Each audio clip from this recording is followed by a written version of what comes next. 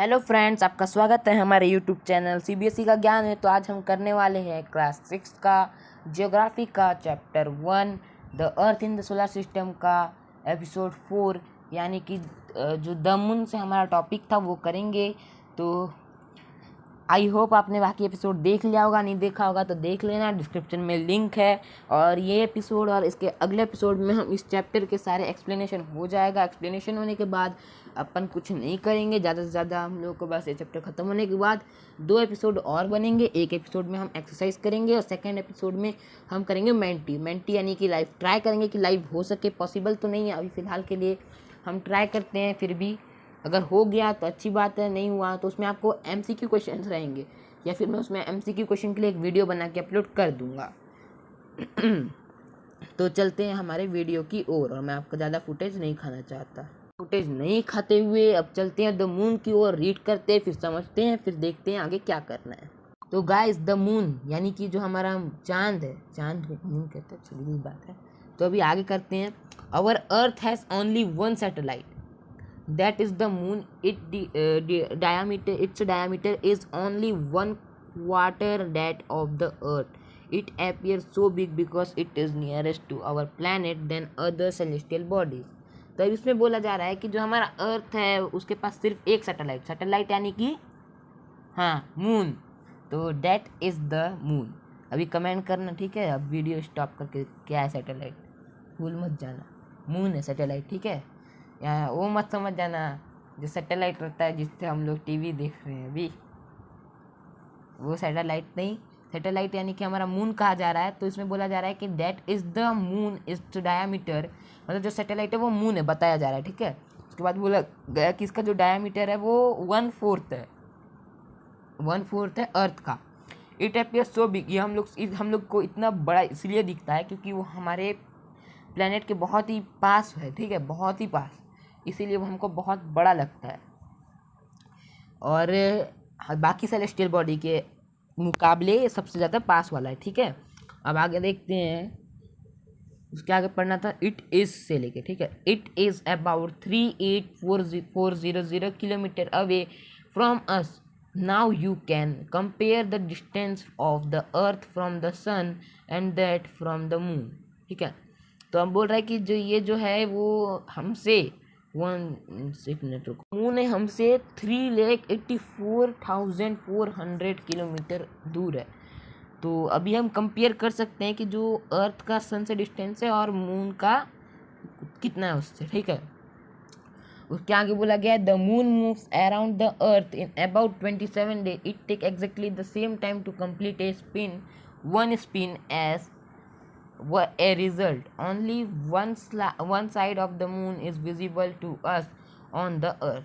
तो ये बोल रहा है कि जो मून है वो अर्थ के चारों ओर घूमता है, 27 दिन में वो कंप्लीट कर लेता है, एग्जैक्टली 27 दिन में। तो वो एक स्पिन कंप्लीट कर लेता है 27 दिन में, अपना पूरा गोल घूम जाता है 27 दिन में, एक स्पिन कंप्लीट कर लेता है। तो ऐसा रिजल्ट, ठीक है? अब बोला जा रहा है कि only one side of the moon is visible to us on the earth. तो हम लोग सिर्फ मून का एक ही साइड देख सकते हैं अर्थ से। तो the moon does not have condition favourable for life. It has mountains, plains and depressions on its. तो ये बोल रहा है कि जो मून है वो उसके पास वो कंडीशन नहीं है, लाइफ सपोर्टिंग कंडीशन। उसमें माउंटेन है, प्लेन है, क्या क्या दुनिया भर का भरा हुआ है। तो आगे देखते हैं सरफेस। उसके बाद this cast shadows on the moon surface. Look at the moon and observe this shadows.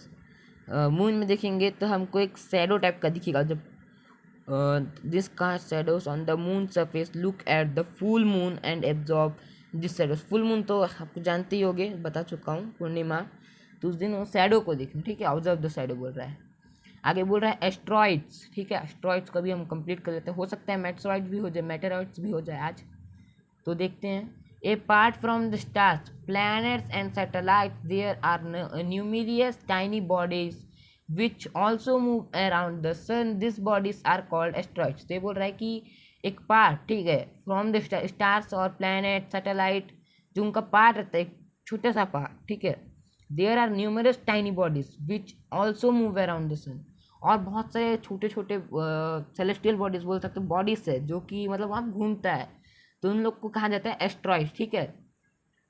They are found between the orbit of Mars and Jupiter. ये बोल रहा है कि जो मार्स और जुपिटर के बीच में जो उनका ऑर्बिट है उसमें पाया जाता है।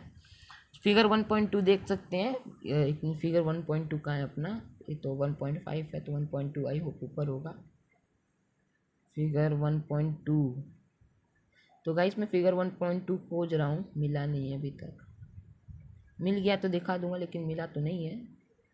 हाँ, ये फिगर 1.2 जो मैं आपको बताया था, ये वाला है फिगर 1.2, ठीक है। तो उसमें आप देख सकते हो, ये देखो ये एस्ट्रॉइड बेल्ट, ये मार्स और ये जुपिटर के दोनों बीच में देखो एस्ट्रॉइड का पूरा बेल्ट बना हुआ है, इसी को एस्ट्रॉइड बेल्ट, ठीक है। अब चलते हैं वहाँ पे अपने जो कर रहे थे द मून वाला एस्ट्रॉइड वाला, ठीक है। उसके बाद बोला गया है कि scientist are of the view that asteroids are part of a planet which exploded many year back. मतलब वो जो साइंटिस्ट लोग हैं वो इन लोग को ये पता चला है, वो ये एस्ट्रॉइड में ये देखिए कि जो प्लैनेट का एक छोटा सा पार्ट है जो कि बहुत साल पहले ही एक्सप्लोड हो गया, मतलब फट गया है, कहीं अलग हो गया उससे, ठीक है। तो आगे देखते हैं मेटेरॉइड्स। मेटेरॉइड्स मतलब चलो कवर कर लेते हैं मेटेरॉइड्स को भी। The small pieces of rocks which move around the sun are called meteoroids.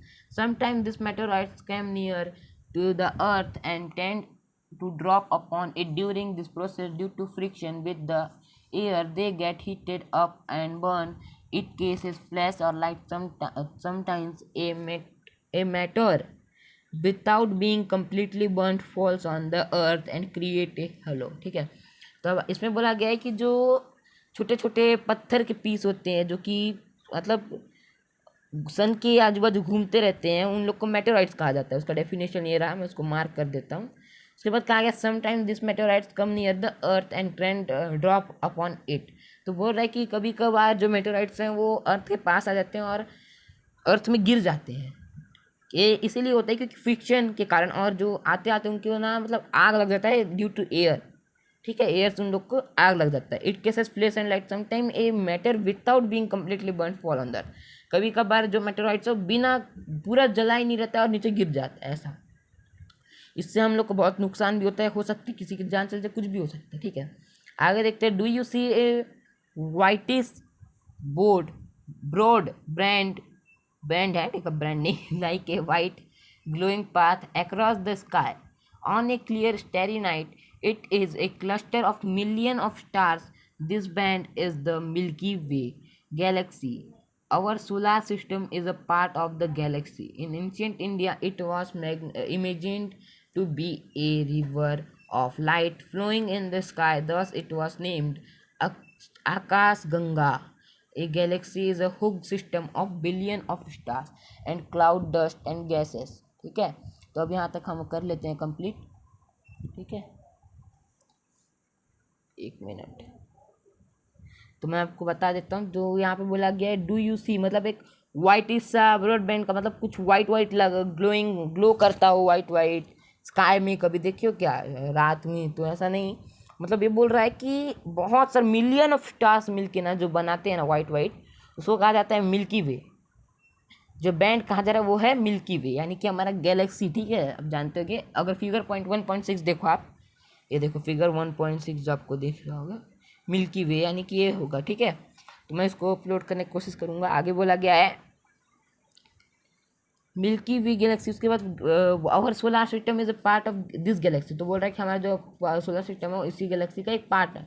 In ancient India, पहले के टाइम में जो इंडिया में एक इमेजिन किया गया था कि ये जो रिवर है, मतलब ये लाइट का रिवर है जो कि आसमान में मतलब हो रहा है, फ्लो कर रहा है। दस इट वॉज नेम, इसी कारण इसका नाम आकाश गंगा पड़ गया, ठीक है। उसके बाद एक गैलेक्सी इज, अभी बता रहा है कि गैलेक्सी क्या है। एक गैलेक्सी इज तो मैं इसको कर देता है। Galaxy is a hook system of billion of star and cloud of dust and gases, ठीक है। तो इतना तक आपका डेफिनेशन हो जाएगा, अगर आप चाहें तो लिख सकते हैं। उसके बाद बोला गया there are million of such gases that make the universe. It is difficult to imagine. Scientist are still trying about it, trying to find out more and more about it. ठीक है, we are not certain about this its size, but we know that all of us, you and I, belong to this universe. ठीक है, तो ये बोल रहा है कि ऐसी बहुत सारे मिलियन ऑफ गैलेक्सी हैं. ठीक है, बहुत मिलियंस में मिलियंस के संख्या में गैलेक्सी हैं यूनिवर्स में, दैट मेक द यूनिवर्स, मतलब वो सब मिलकर बन के यूनिवर्स बनाता है। It is difficult to imagine how big is the universe. तो ये बोल रहा है कि ये बहुत मुश्किल है कि हम लोग इमेजिन कर ले कि कितना बड़ा है यूनिवर्स, ठीक है, या फिर हम लोग का गैलेक्सी, ठीक है। तो आगे देखते हैं। Scientist are still trying to find out more and more about it. तो इसके बारे में साइंटिस्ट लोग बहुत अभी भी ट्राई कर रहे हैं कि जितना ज़्यादा हो सके उतना ज़्यादा पता करें।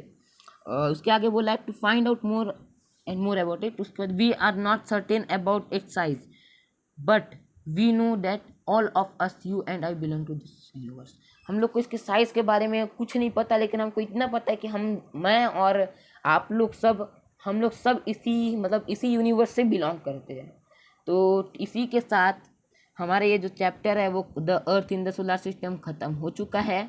अब इसका एक्सरसाइज का एक पार्ट अलग से हम बना के अपलोड कर देंगे। तो ज़्यादा क्वेश्चंस तो है नहीं, अपलोड हो जाएगा, टाइप की टेंशन लेने की ज़रूरत नहीं है। सारे नोट्स भी हम 1-2 दिन में आपको अपलोड कर देंगे। तो मेंटी का भी हम देखते हैं MCQ क्वेश्चन बना के, अगर लाइव हो पाया तो हम लाइव करेंगे। तो ये बस इसका 3 ही क्वेश्चन है मेरे ख्याल से, हाँ 3 ही पार्ट है। तो हम 3 पार्ट जितना जल्दी हो सके उतना जल्दी कंप्लीट करके फिर मेंटी करवा लेंगे। तो ये आप देख सकते हैं हमारा चैप्टर इसी के साथ हो गया है ख़त्म, ठीक है। तो मिलते हैं आपको ऐसे ही इसका एक्सरसाइज के साथ और ऐसे ही न्यू चैप्टर्स के साथ, या हिस्ट्री का या सिविक्स का या किसी और या इंग्लिश किसी और सब्जेक्ट का। तो हो गया हमारा चैप्टर ख़त्म, बस अब इसका एक्सरसाइज बाकी है, तो जल्द से जल्द करवा दूंगा। आप अगर इसमें कोई डाउट है तो कमेंट करना, पूरे चैप्टर में कोई डाउट है तो कमेंट करना। सबका मैं प्ले लिस्ट आपको डिस्क्रिप्शन में दे दूंगा, आई बटन में भी दे दूंगा। लाइक करना ना भूले, सब्सक्राइब कर दे, और फिर मिलेंगे आपको नेक्स्ट एपिसोड में, यानी कि एक्सरसाइज वाले एपिसोड में। फिर मिलेंगे नेक्स्ट सब्जेक्ट के साथ। Thank you guys, thank you very much to stay with us in this all class. Okay, thank you.